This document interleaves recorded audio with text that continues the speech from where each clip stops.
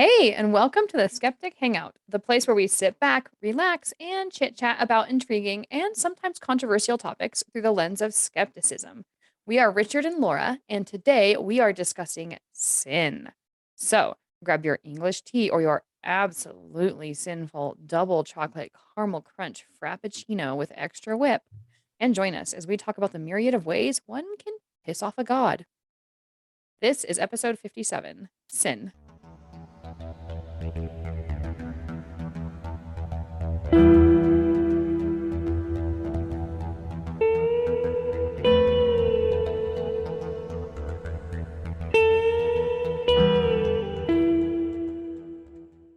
All right. You ready to talk about all the bad things in life, all the horrible All the things we can do? bad things in life, yeah. Things I like wanting stuff and coveting things. do you know what? When as soon as I hear the words, because I've never grown up religious, so I don't have that Mhm. religious kind of connotation to the word. I just think of really good fucking songs when I hear the word sin. Okay, That's give us an all example. Sinner by Aaron Lewis and Willie Ooh, Nelson. okay. That's a cool song.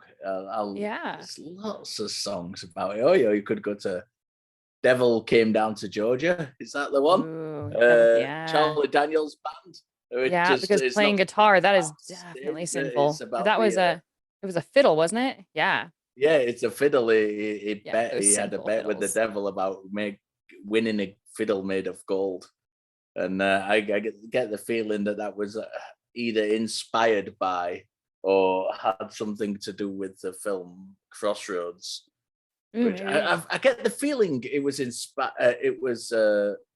inspired by, because although the film was after the song, the film was based on a guitarist whose name I've forgotten, who a blues guitarist who Hmm, who was pretty shit by all accounts, and he went away, and then a year later he came back and he was really good, and nice. He got really unlocked his famous. potential. Yeah, and the story went that he met the devil at the crossroads and sold his soul. So Dude, that sounds like a good movie.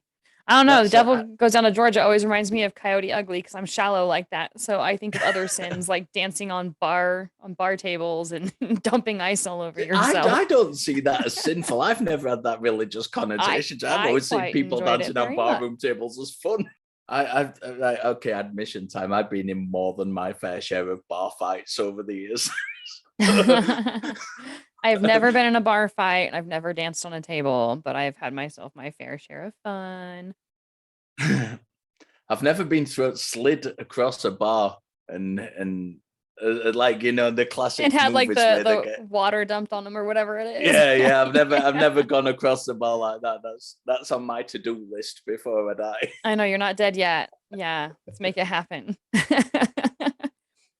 So sin, Oh, what does sin mean outside of movies and kind of cool songs? What does sin mean to you? yeah. Because Did you you have know, like, been religious and you've had the perspective of two different religions, from yeah, Islam and Christianity. So what's your perspective, and how does the concept contrast between those two religions? awesome. I'm gonna answer first from an atheist perspective. Like, honestly, sin is a made up word that fits into mythologies in order to dictate or to talk about what pleases or displeases a god. And there's really nothing more to that. Like that's really all it is from the outside. Um Because it can be quite arbitrary, like mixing your cotton and whatever the other fabric is, or boiling a baby goat in milk, like some of it eating shellfish. Some things that can be considered sins in different religious groups are very, very arbitrary. What it really boils down to is God don't like it. And a lot of people, while they're in that religious mindset, will tie it to morality and say, no, it goes beyond just pissing God off, and it's really more about human morality and behavior. Um, but when you really digest it and when you really start separating what they see as sin versus not sin, um, morality measures into some and not into others, right? And so morality really has very, very little to do with sin, especially if you talk about sin being things like creating idols or worshiping other Yeah. gods, right? most of the 10 commandments have nothing to do with good, decent human behavior. Some do, right? Like thou shalt not kill. It's not a terrible law to go by. Um, but then it's obviously from a religious perspective, it's broken when that God says that it's righteous or justifiable, right? So even then, sin is not necessarily tied to morality, it's circumstantial, right?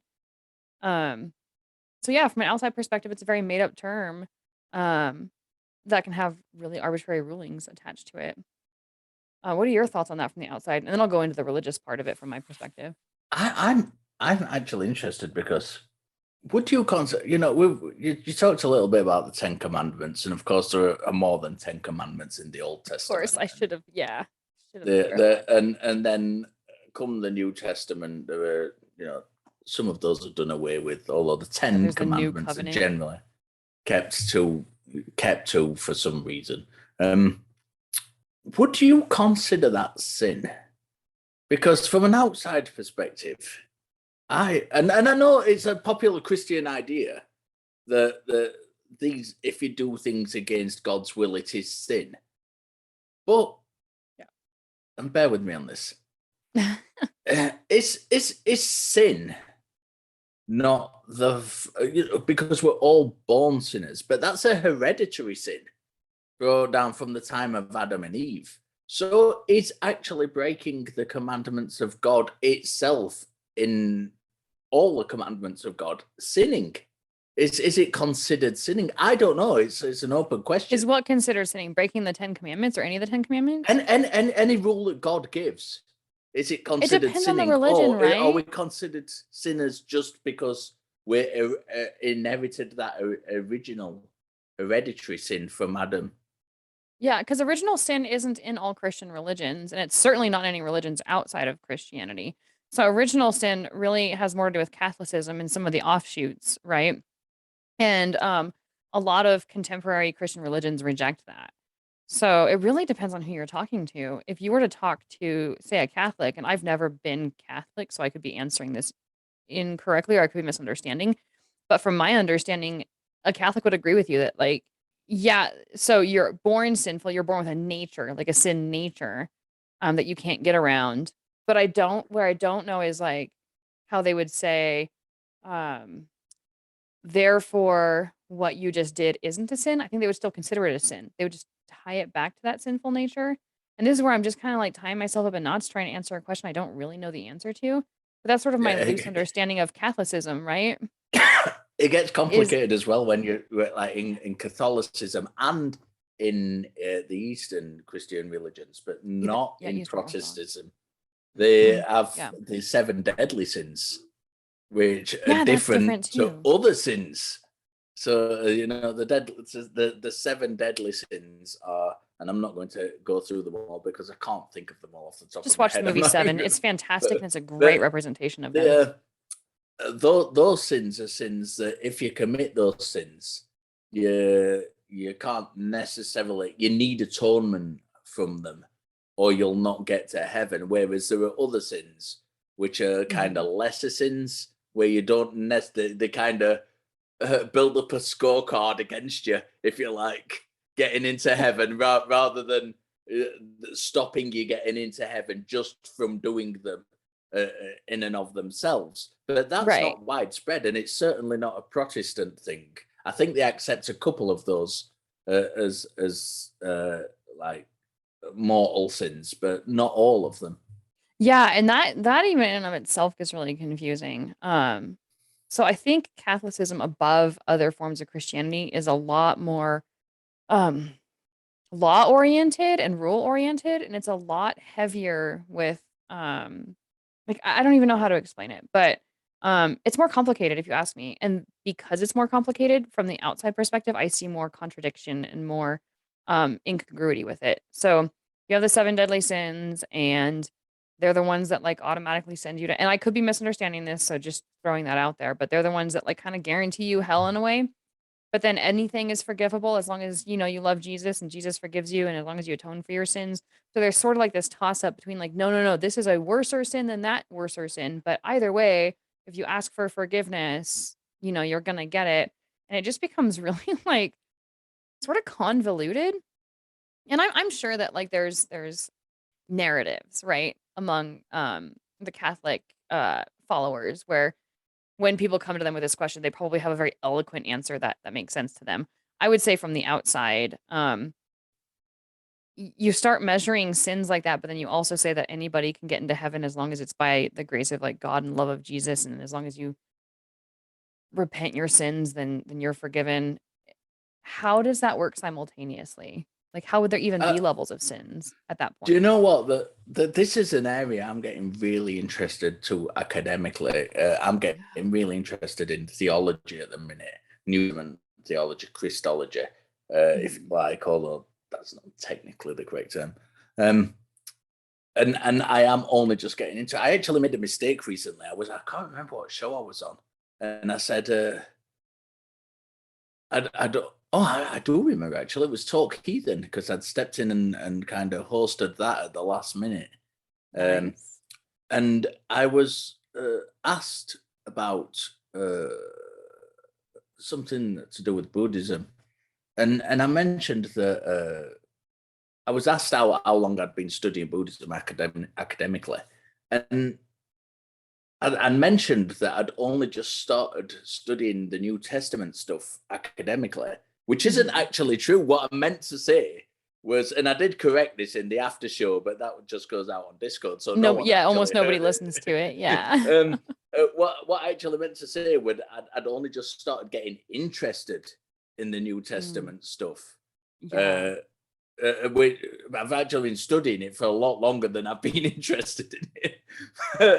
The it's where was my train of thought then? They, I'm getting really at the minute getting into the kind of theology of things, the New Testament theology, and that is a minefield. And tracing the different ideas, the different concepts from all the different councils that came together. Mhm. And a lot of people think they were just the seven councils, and then that was cut and dry, but it wasn't, because right up until the Reformation and beyond, they had different ideas. And Yeah. uh, I think the idea of sin is intrinsically tied to the idea of a soul and what's going to happen to a soul. And Yeah.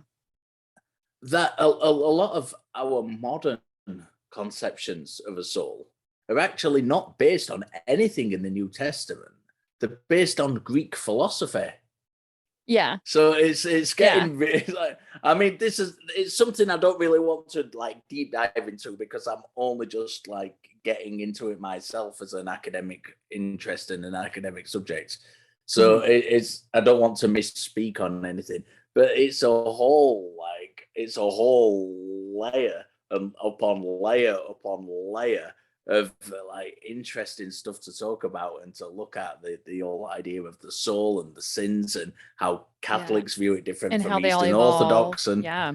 yeah, it's absolutely brilliant. It's fascinating for someone like me who's old and boring and enjoys doing that thing rather than going to a football game.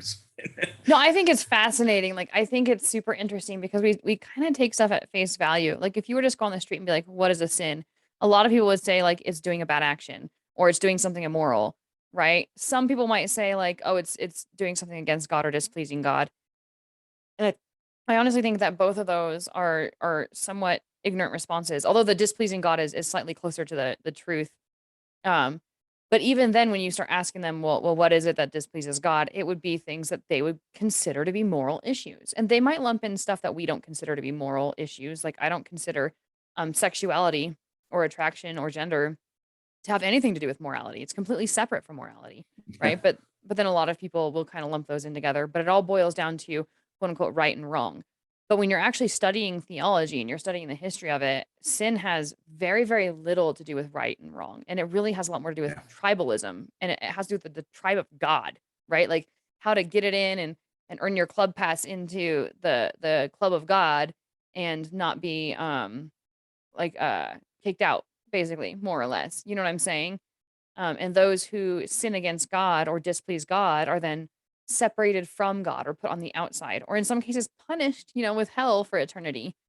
Um, So honestly, I think that like sin in and of itself is super, super fascinating because you get these god characters that are built throughout human history. Like we built these god characters. We came up with them and we've modified them over the years and we've fine-tuned them and we've tried to make those modifications that make them fit whatever's modern at the time, make them fit the narrative. Um so looking at sin really shows us a lot about human nature, like what humans value, what humans thought were bad or good, what humans think are important traits to stick to. And you look at like early Jewish mythology, and you have hundreds, hundreds of rules that people had to stick to. And there's all sorts of justifications for them. But really that shows those rules show the mindset of the people at that time, what they valued, what they thought was dangerous, what they thought was good, how they thought they should treat other people. There's rules about slavery, rules about how to treat women, none of which I agree with, by the way, FYI, right? But from their cultural perspective, it was here's how to do this right. And so it really says less about the God character and more about the people who developed him, in my opinion. I think it's fascinating. Yeah, you touched on something really interesting when it comes to theology there. And I don't want to bang too much on about theology because I realize it's not everybody's bag. And I'm getting super into it at the We'll minute. make So it I'm their probably bag of more chips. enthusiastic than anyone in the world about it at the minute. It's you did actually mention something which is kind of super important and super misunderstood, and that's the idea of grace and the fact that Mm, although you didn't mention it by name, you did allude to it when you said that when God chooses or God choosing who's going to be saved or the people who are going to be saved, because there are ideas in theology that you can only be saved if God chooses you to be saved, right, because that's one idea in kind of atheist circles that is right. not actually touched upon, and people think it's a criticism against religion, which they don't understand because they don't have that understanding of theology. Mhm. Actually, God, in some ideas of theology, God does choose who he wants to save, and he does condemn the rest of people to hell or Well, to not being saved, uh, depending on your viewpoint. And that's a really interesting. That's a whole different conversation in itself again. That idea about grace and how much power it has, and basically the first step is faith, and then once you have faith, God can give you grace to kind of empower you to believe and to be convinced and to do the right thing. And that's a yeah. whole kind of sub genre of study in itself, which is really interesting for me. And that also is a worldview or perspective that's in my opinion or to my understanding very unique to Christianity. So you had said that like in most of the religions God kind of chooses. I would say in any religion that there's actual sin, there's ultimately a person who's deciding this is sinful and that's not, or this person is gets in and that person gets out, or that person like I don't know how it works with Hinduism, whether someone chooses that person gets reincarnated as something else, or whether it's sort of a natural process that happens without Let's hold interference. that thought because we're getting up to the commercial break, and I Okay. actually want to touch because you didn't expand on the difference between Christianity and Islam earlier. So let's I get do want to into go a back bit and do into that. different religions and Yeah. and those Abrahamic religions and the two you're familiar with and how they compare, and concepts of sin outside of those religions in other religions. So we'll go to a I like it. commercial break and we'll talk about that when we get back. Sounds good.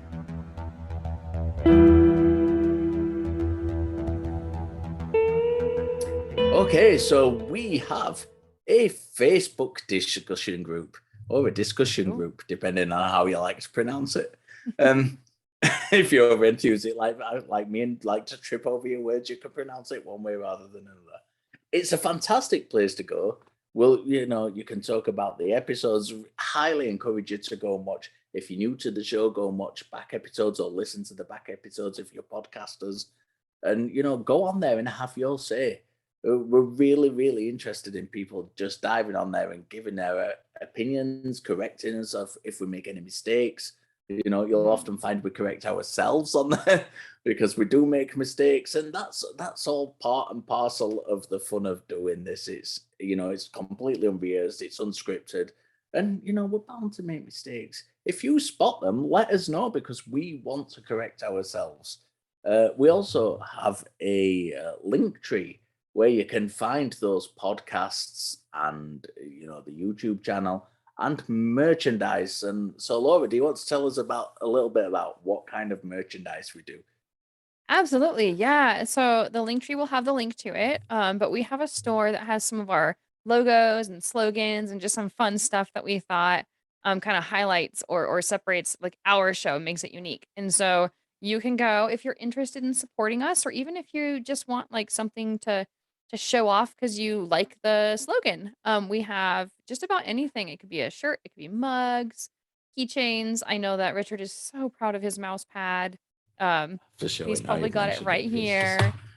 Yeah, so you can get it with our logo, which you can see down there on the bottom, but you can also get it with slogans like "Our brains are shit" or "Keep questioning," things like that. So, if you like what you hear and you like to support us, go check out the merch store. If you just need a new coffee mug because you broke your last one, hey, head over to the merch store, check it out. yeah. I would. My dream is to see somebody, and I say this on every commercial. I'm going to do it again. My dream is to see somebody on another continent wearing one of our shirts or a hoodie with one of our slogans on.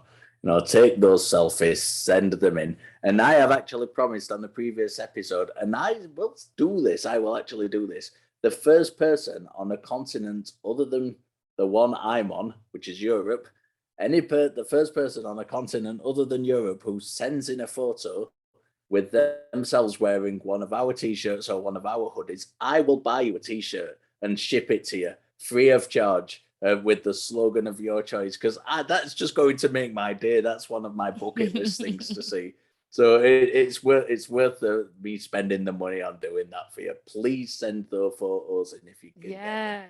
Get it up on Facebook so we can all see it and tag us, put it in our Facebook discussion group, and that way, Richard will be sure to see it, and that will just make his day. But in It the certainly will. meantime, yeah, in the meantime, let's head back to the show.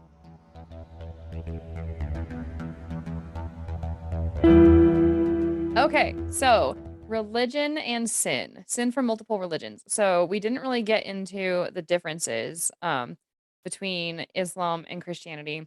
And one thing that I do want to say is like, as with pretty much any religion, there are sort of generalizations, and then there's people who believe differently. So even among Christianity, if you ask 10 Christians about sin and about forgiveness and sin nature and God and our choices versus, what he just makes our nature, and you're going to get 10 different answers. Most specifically about sin. It's just a really twisted subject. And I suspect that it's very much true in Islam as well. There are different schools of thoughts and different ways that people approach it. Sin in Islam is both more important and less important than Christianity. It's more important in the sense that you don't get that automatic forgiveness of just like, well, yeah, fucked up, but you love Jesus, so you get your free pass in, right? Instead, there's a little bit more personal responsibility, and it is acts, not faith, that gets you into heaven. But at the same time, they're seen more, and I know mainstream teaching, it gets just as orthodox as Christianity, where it's like, "Ah, the sinner, oh, sins are so bad," and people can really, like, over exaggerate it, but the core teaching in Islam is that nobody's perfect except the prophets and God, and so everyone's gonna sin, everyone's gonna make mistakes, and nobody is, what is it what is that word for, like, you can't earn your way into heaven? Like, you can, basically, like, God forgives, God wants you to reach towards Him, and if you reach out towards him, he'll reach out towards you. And so there's both more emphasis put on the sins, but in this sort of weird, hopeful way, there's less emphasis put on them. Where it's like, okay, you fucked up, now do good and move on, and you'll be fine. Right. Um, but when you really get down to it, both religions are virtually the same in how they handle it. It's very much a you shall not, you shall not, you shall not, but I'm gonna go secretly do this thing and not tell anybody, right? And I'm gonna keep it under wraps. And a lot of like outward social judgment. with a lot of inward contradiction. And I see that in every Abrahamic faith or really any faith that has hard set rules of thou shalt do this. You see a lot of those contradictions. Yeah, that's actually quite interesting. I certainly the I've got quite a few Muslim friends, and certainly from the impression I get from them, more so than my reading, is that it's kind of outward expressions of faith and piety are actually frowned upon in Islam. It's better to practice behind closed doors than to make a show of it. You know, that in itself is considered, kind of bad. I don't know whether it's considered a Yeah, sin because or it's not. considered it's the motivation. Like, are you doing something because you want to be a good person, you want to please God, in which case you don't need any human um credit for it? Or are you doing it to show people that you're a good person? Are you being arrogant? Are you being vain, right? And so yeah, there is that sense of um privacy when it comes to like if you donate anonymously, right? If you help someone, they might know that you helped them, but don't go tell the whole rest of the community like, "Oh yeah, I helped this guy like fix his car or whatever." Just kind of do it and be quiet about it. Um there's definitely that in Islam. And I think I've seen that a little bit in Christian circles too, but I've definitely seen it stronger in Islam. Yeah, I've on a side note, rather not comedic because it's not particularly funny. A side note to that is the I've been helped out by Muslim friends a few times, over the course of the years. They do like to skim a little bit off the top when they're helping you out if they can. You I know, think that they, would be they, up to the individual though. I'm going to throw that out there.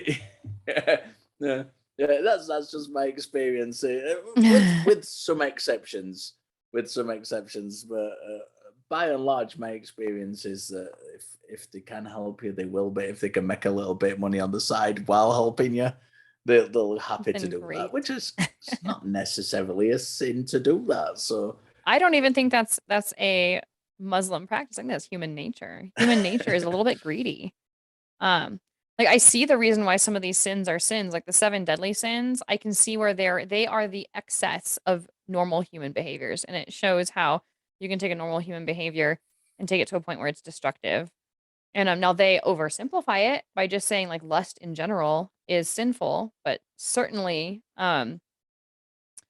greed is definitely one of those things that's kind of inherent to humans. And so, yeah, I can see why you've run into that a little bit. how does sin tie into morality? Because if one Right. of the things I wanted to do in this half of the show was kind of tie it into Eastern religions where there isn't really a concept of sin as such, Right. but there is kind of the idea of morality, and that can be beneficial, or especially it's certainly in Buddhism. Morality is, in fact, it's not a case of good and evil. It's not Right. a case of doing something that's absolutely good or absolutely evil. Right.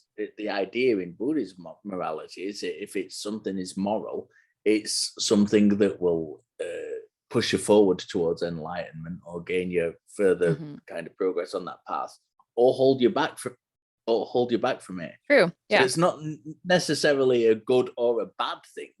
It's a It's case more of progressing. consequential, right? Like there's Yeah, yeah. consequences. Yeah. Yeah, that's where religion really loses me and where you have to have a lot of cognitive dissonance while you're practicing because sin and morality have very very very little to do with each other. Like for example, if you're a lustful person and you're lusting after like every woman or man you work with or both, whatever, and you keep it private, is lust necessarily a bad thing, right? On the other hand, if you're not very lustful, but you rape somebody, now you've done something morally wrong that's harmful to somebody, but you weren't necessarily lusting after them. Maybe it was a power thing, or maybe it was from some mental disease that has nothing to do or very little to do with lust. It could have a lot more to do with a power struggle and showing dominance, right? So now you have these two things that aren't really related. One is definitely tied to morality, and the other isn't. So, and it's the same thing with greed. I can feel a heck of a lot of greed in my heart. It's not until I do something with it that it becomes bad. And when we're taught that greed is bad, we can actually end up underserving ourselves. Like if we're taught that greed is bad and so we don't take for ourselves even when we need to. You end up helping others more than helping yourself because you don't want to be greedy for that help. Greed can definitely be something that serves a purpose for survival when you're not getting something that you need. And so when you're taught that these things are just inherently bad, then running away from them can actually have just as harmful effect as fully embracing like the extreme side of them. And so I really think when it comes to sin, there are very few overlaps with sin and morality. Like it really, but there are a lot of overlaps with sin and social control and social behavior. Does that make sense? Okay, so is then just for clarity, And this is my opinion, because everybody. This is not, I'm not like coming at it from an academic. I'm This is Laura up because on her high horse. I'm hearing two separate things here, and correct me if I'm wrong from Yeah. what I'm hearing.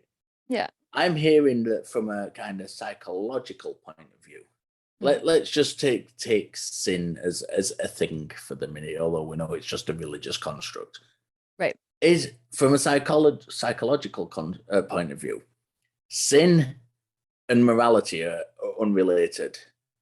But from a religious point of view, Mhm.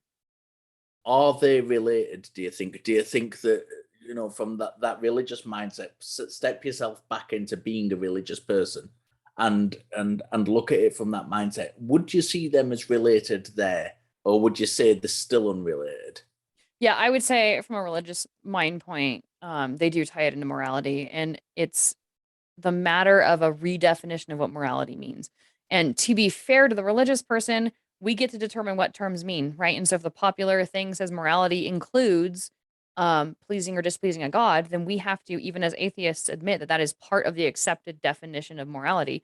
And maybe we need to coin our own term, right? Or something that really just separates um, the pleasing of an outside person from the definition and have it be something a little bit more succinct. But even then, definitions of morality get really, really complicated. And what one person sees as morality and another person, even as atheists, it can be vastly different, right? And that there's whole philosophies on morality, like whole schools of thought that are entirely different schools of thought on morality, right?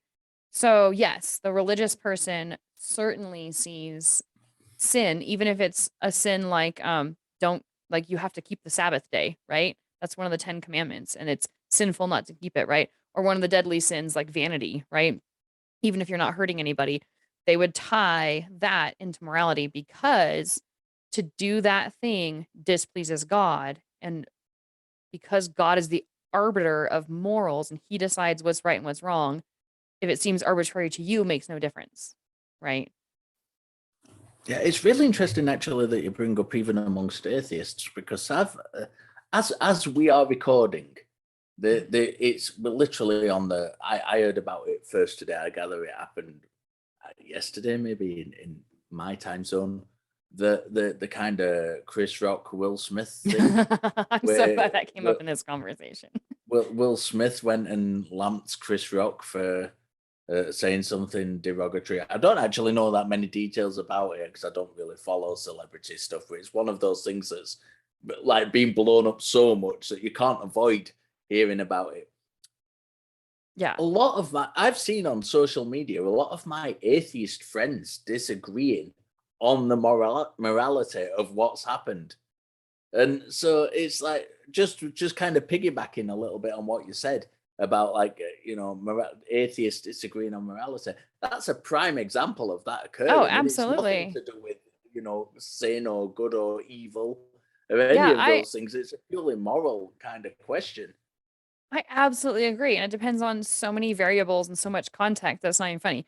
Is it moral for a man to strike another man? Well, I don't know. Like, what is he doing? What is the reason for it? Right. And there are people who can empathize more with Will Smith's side and say, you know what, he was right to do it. That was wrong of Chris Rock.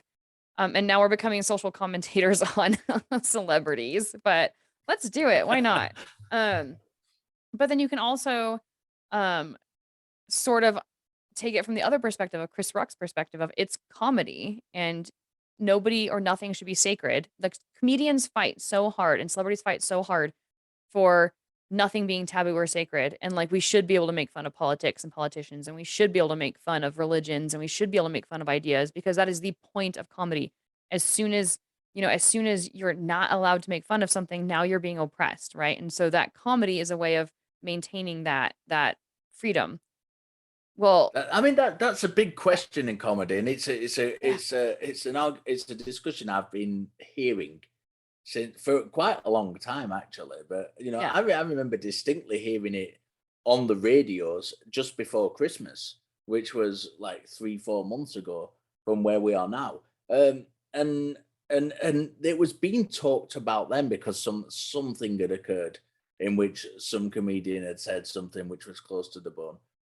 Is nothing sacred in comedy though? Because how far do we go with allowing racism and blatant sexism and abuse in comedy?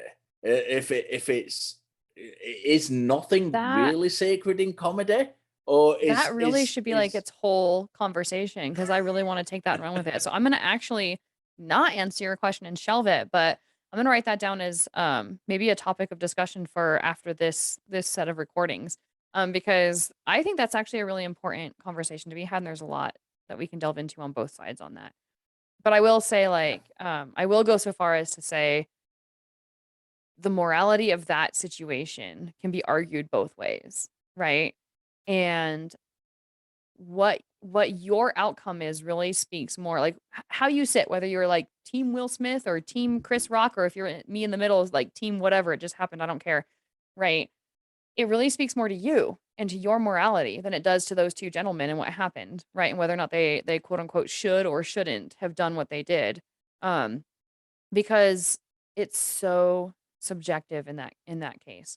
There are times where you can define objective morality, like deliberately causing the suffering, the non-consensual suffering of another, and you can really define it to the point where it becomes objective, right? Rape is an objectively immoral act, and there's a definition that is clear enough that you can objectively say, yes, that's wrong, but it's based on I think I subjective can even push experiences. back on that, but we'll leave that for another Well, it's time. yeah, we could even have Because a whole nother episode on that. But once you because determine, when you get into is objective morality simply a case of the action, or do you take into the account the consequences as well? You can really, I it think gets you can complicated. really argue against pretty much anything as being Yeah. objectively bad or good.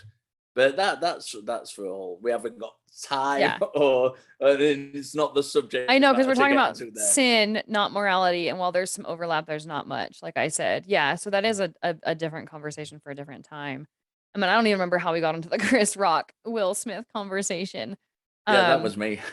oh, we were talking about differences in morality even among the Atheist atheist community, yeah. communities, because I really have seen that same split from my friends and from my community. I Um, genuinely think that that is the biggest split I've ever seen, especially amongst my circle of kind of atheist friends. This situation has brought out the biggest split I've ever seen in yep. in in the kind of the community that I'm part of, and I don't know how much of that is, again, introducing another element. I don't know how much of that has got to do with kind of bias because Will Smith is a like very well loved, very famous person who people feel connected to. And how Yeah. much of that plays a part into it? Welcome to Skeptic Hangout, folks, where we go Celebrity into rabbit edition. holes. Well, so I want to spend the next few minutes having some fun with just sin concepts, right? Like, sin can be a really, really fun topic. And so far we've been really, really academic about it, which is great. Like, I think that speaks a lot to both of our characters and where our passions and interests are. And that's cool. But I really think that there's some fun to be had in the discussion of sin. Because there are some really crazy things that are considered sinful, and there's some like really seemingly legitimate things that are considered sinful where you're like, "Oh yeah, no, I kind of get that," you know? But really when you boil it down, it is just like what you said with morality. The deeper and deeper you get into the conversation, the less cut and dry it is, right? Um, so I wanted to talk about like what are some things. First of all, what's your favorite sin? Like something that you could answer it however you want. Either I just think it's the zaniest, and it's my favorite because it's funny, or whether it's your favorite because you don't see it as a sin. You're like, this is my favorite thing to do that people would find Okay, sinful. However you want to answer if it. we're defining sin as something displeases God. Mhm. And therefore, if you do that, you kind of move away from God, or God is displeased with you.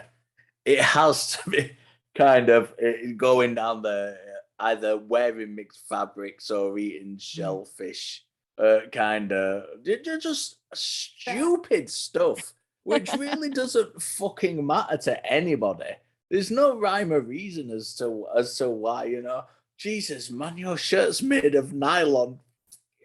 Oh, yeah, you're pissing off God again. Get There you away. go. Yeah, yeah, no, that's so funny. You stole my 2 favorites, like, right out of my mouth, and I was gonna say them for almost the same reason, like, they satisfy both. They satisfy both the I love them because they're totally what the fuck zany, like, I don't know what was happening during the culture at that time that made those things bad, but I'm sure there is a perfectly logical cultural explanation. I kinda get the shellfish with the disease and lack Yeah, of yeah, yeah. cleanliness and stuff like that, like, I get that, like, sickness was bad back then. Um, but mixed fabrics, I don't get at all. But they're also 2 of my absolute favorite sins to commit. Because for one, I love comfortable clothes, as you can tell by the clothes I wear, on the videos. Like, I love mixed fabrics.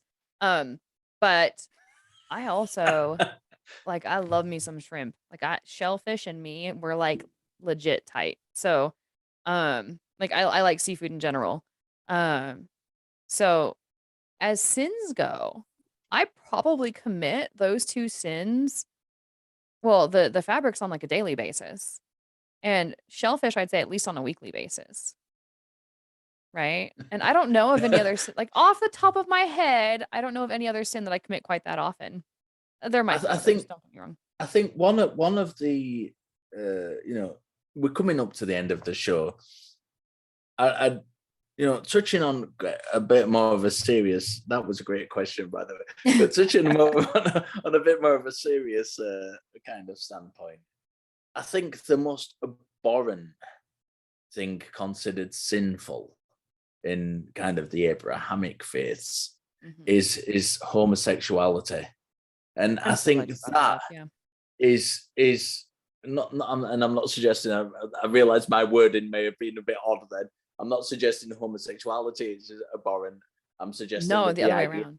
of sinful is abhorrent, because it's absolutely ludicrous. That anybody, and bear in mind, this isn't just a modern thing. Mhm. A lot of people who kind of argue for homosexuality being a sin think it's modern culture and modern society That is that's kind of got these wayward ideas, and it's a sign of the degrading societies, and all this bullshit. But no, ancient Romans and ancient Greeks and the ancient Chinese, they loved a bit of homosexuality, and why not? well, There's that's true, there have nothing been so many cultures that have perfectly natural. embraced sexuality, period. And, Yeah, like, I don't even like, I've gotten to the point with Christianity specifically where I don't even like singling out homosexuality, just sexuality. Like, yeah, premarital yeah. sex is bad, homosexuality is bad, being too sexual is bad, showing off too much of your skin is bad. Like, basically, our sexuality has been put into chains and locked into a little closet and been given this tiny little peephole through which to shine only for purposes of reproduction. And I get that modern Christians, I'm being a little bit hyperbolic. I get that there's a little bit more sexuality and a little bit more openness in contemporary Christianity. But Christianity has done more to squelch sexuality in general. And you're right about homosexuality. There are so many cultures out there where it was just widely accepted because it's recognized as normal. We have Yeah, yeah. human nature and what a lot of religions seek to do, and I would say politics and ideologies just as much as religions seek to do this, is to take what is naturally human nature and to try and condition it out or control it or stop it or redirect it somewhere. And Abrahamic faiths specifically do that splendidly with sexuality, and I find it equally abhorrent. I can't stand how sinful they've made our experience as a human being, and sexuality is a big, big part of that. I And would I would go for even further actually and say it's nature. It's not yeah, human nature. It's human nature, it's it's just nature. nasty. Our friend Kyle Brewer, who has the fantastic Oh, science channel yes. on YouTube, he pointed me in the direction to a video he's just made about um, humans being animals, and it, and how that relates to kind of the perception of God and things like that. Go and watch that video. It's only Kyle makes really short, really succulent videos I like where his you videos. can I will link that really one in this week's show. Like I just wrote myself a little it's note to link it in the show so that you guys can go check it out because I like yeah his stuff. it's really good. If you've not seen Kyle, go and check out his stuff because it's amazing. He does brilliant science shows, 2, 3, 4 minute longs, and where he talks about different subjects in science. And that like I say, his latest one is all about how the human being is an animal. So I'd say it's I nature, like it. and we observe homosexuality within nature. Yeah. And I don't know whether it's this idea that humans aren't animals within religions. I don't know where this idea It came, especially depends. Yeah. in an ancient world where it was so kind of prevalent and accepted to be sleep with men or women of the same sex or gender, Hmm. and I don't know whether it's an idea that when these kind of as these religions and ideas developed, they kind of because they wanted to separate human beings from the animal kingdom, whether that was it. I'd love to see some studies. I've not seen any studies on that as to how the kind of, and I don't know if there are any studies on that as to how the kind of the idea that we are separate to the animal kingdom has any bearing on whether that's why they thought that homosexuality was kind of wrong. I don't know. I'd love to see But in all something done on that. honesty, like science is a relatively new process, human history wise, right? And specifically in depth studies of animals is even more recent. So I don't think there was a heck of a lot of mindfulness or oversight as to how we compare to animals in terms of our behavior. I think that there was a lot of perception of separation between humans and animals. And I could be wrong, but like I know that there was a lot of animal husbandry and that people knew a lot about animals in terms of reproduction and raising them and stuff like that. But I don't know that like in-depth studies were done in terms of animal behavior and specifically animal sexuality. So I don't know that there's a link with those two things specifically, like homosexuality being seen as wrong and humans being seen as not animals. But I do see that historically religions have done more to separate humans from the animal kingdom and therefore dictate our behavior much more arbitrarily than animal behavior, right? Like much more we have to control what we might say are just normal animal urges from a religious perspective. They are bad or wrong or need to be controlled or even exercised completely out of our experience. Okay, we are. I could sit here and talk about this for hours and hours and hours. It's one of those shows. I think this one and we've opened so many rabbit holes that we'd have no problem doing from that. If you're familiar with the show, especially when me and Laura get going together, we're kind of renowned for not being. We actually do another show together called the Non-Profits for the ACA, Oh and yeah. it's it's kind of an in joke that if myself and Laura are on together, it's going to be a show that not It's like many a of the Skeptic other Hangout episode on presenters, nonprofits. yeah, are going to get a word in. Really, so we are coming to the end of the show. Laura, Yeah. what are, final thoughts on sin? I love the conversation of sin, and I'm hoping that next time if we get into it again, we can actually talk about the various sins and maybe even get more into whether each individual one is moral or not. So I think there's a lot of ground to cover there. Um, but honestly, you when you're a religious person, it's hard to separate the sin from the morality. It's hard to separate right and wrong, like our human perceptions of right and wrong, from religious perceptions of sin. And really, they're very, very, very different when you're looking at them from the outside. So I guess my closing thoughts would be to just, if you're gonna research or think about sin, is to try and see it sort of from that objective perspective of what is actually being said in these religious documents, what is actually considered a sin and why and how does that actually apply to human morality? Like, take a moment to reflect on that for a moment. I've got a lot more to say. I've got, like I said, me and Laura could talk about this for hours and hours. I've got a lot more to say on sin, but my thing at the minute is I want to learn more. Like I said earlier in the show, I'm getting really into kind of theology and how that's all wrapped up together with sin and original sin. I've got so much to learn on that. This is a field which is I'm interested in and I've done a lot of study on, but I've got Mhm. so much more to learn in it. So Yeah. I'm going to leave it open and I'm not going to give a final thought. I'm just going to say I'm very excited about getting further into it in my own studies in the future. Nice. Well, I know next week our conversation is on Genesis. So I suspect that sin is going to come up again. And that might be a way of maybe getting more into the weeds of Christian sin and original sin. We'll keep this conversation going on our Facebook page and then we'll roll it right into next week, I'm sure, when we talk about Genesis. Although there's many other directions we can take it as well. So yeah, thank you guys for joining us, and I hope you join us next week as well. See you later.